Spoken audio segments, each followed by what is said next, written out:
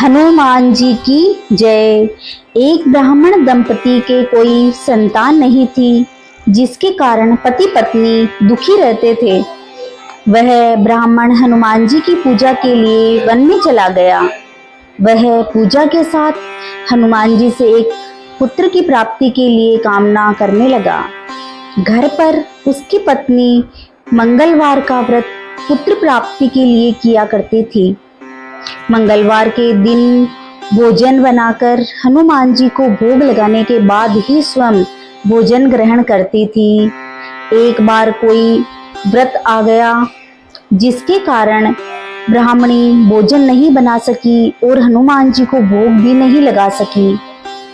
वह अपने मन में ऐसा प्रण करके सो गई कि अब अगले मंगलवार के दिन ही भोजन करेगी। तब उसे मूर्छा आ गई और तब हनुमान जी उसकी लगन और निष्ठा को देखकर प्रसन्न हो गए। उन्होंने उसे दर्शन दिया और कहा, मैं तुमसे अति प्रसन्न हूँ। मैं तुझको एक सुंदर बालक देता हूँ जो तेरी सेवा किया करेगा। हनुमान जी बाल रूप में उसको दर्शन देकर अंतर्ध्यान हो गए। सुंदर बालक पाकर ब्राह्मणी अति प्रसन्न हुई। ब्राह्मणी ने बालक का नाम मंगल रखा।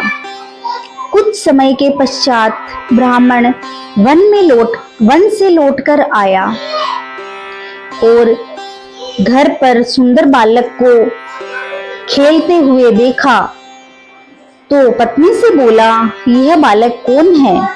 पत्नी ने कहा, मंगलवार के व्रत से प्रसन्न होकर हनुमान जी ने दर्शन देकर मुझे बालक दिया है। पत्नी की बात छल से भरी जानकर उसने सोचा, यह उल्टा अपनी कलुषता छुपाने के लिए बात बना रही है। एक दिन उसका पति कुएं पर पानी भरने चला तो पत्नी ने कहा कि मंगल को भी साथ ले जाओ। वह मंगल को साथ लेकर चला और उसको कुएं में डालकर वापस घड़े में पानी भरकर घर आया। तब पत्नी ने पूछा कि मंगल कहाँ है? तब मंगल मुस्कुराता हुआ घर आ गया। उसको देखकर ब्राह्मण आश्चर्यचकित हुआ। रात्रि को हनुमान जी ने उसको स्वप्न में कहा कि यह बालक मैंने दिया है, तुम पत्नी को उल्टा क्यों कहते हो? पति यह जानकर हर्षित हुआ। फिर पति पत्नी मंगलवार का व्रत रखकर अपना जीवन आनंद पूर्वक व्यतीत करने लगे।